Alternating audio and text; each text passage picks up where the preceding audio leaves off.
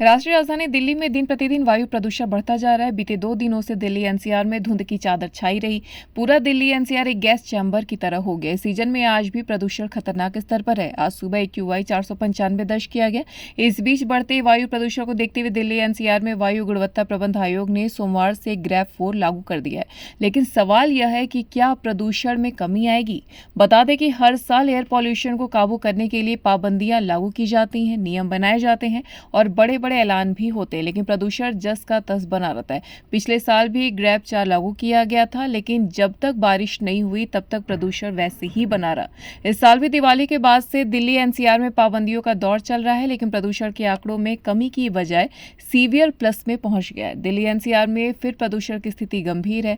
दमघोटू हवाएं चल रही हैं। आज सुबह घना कोहरा प्रदूषण की वजह से धुंध छाई है। दिल्ली एनसीआर में फिर प्रदूषण की स्थिति गंभीर है। दमघोटू हवाएं चल रही हैं।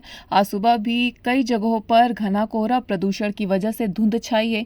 ठंड ने भी जबरदस्त दस्तक दी है। बीते रोज भी कई जगहों पर विजिबिलिटी शून्य रिकॉर्ड की गई थी। CPCB के आंकड़े कहते हैं कि दिल्ली देश का दूसरा सबसे प्रदूषित शहर बन गया है। दिल्ली में बिगड़ती वायु गुणवत्ता को लेकर हर साल चिंता जताई जाती है। प्रबंध को लेकर नियम भी बनाए जाते हैं और सुप्रीम कोर्ट भी निर्देश देता है, लेकिन स्थिति में सुधार नहीं होता। ऐसे में क्या कारण है कि हर साल यहाँ की हवा इतनी खराब हो जाती है? दरअसल इसका प्रमुख कारण दिल्ली एनसीआर में खराब प्रबंध को माना जाता है।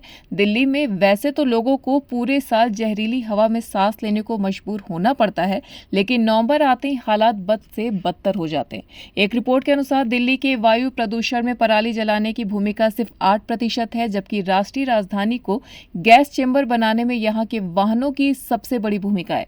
इन वाहनों से निकलने वाले उत्सर्जन से प्रदूषण फैल रहा है और लोग बीमार पड़ रहे हैं। आंकड़े बताते हैं कि वाहनों के कार्बन उत्सर्जन की अनुमानित हिस्सेदारी करीब 13% से 15% तक है। इसके बाद पराली जलाने से उत्सर्जन हो रहा है, जबकि आसपास के राज्यों में पराली जलाने से स्थिति और खराब हो गई है।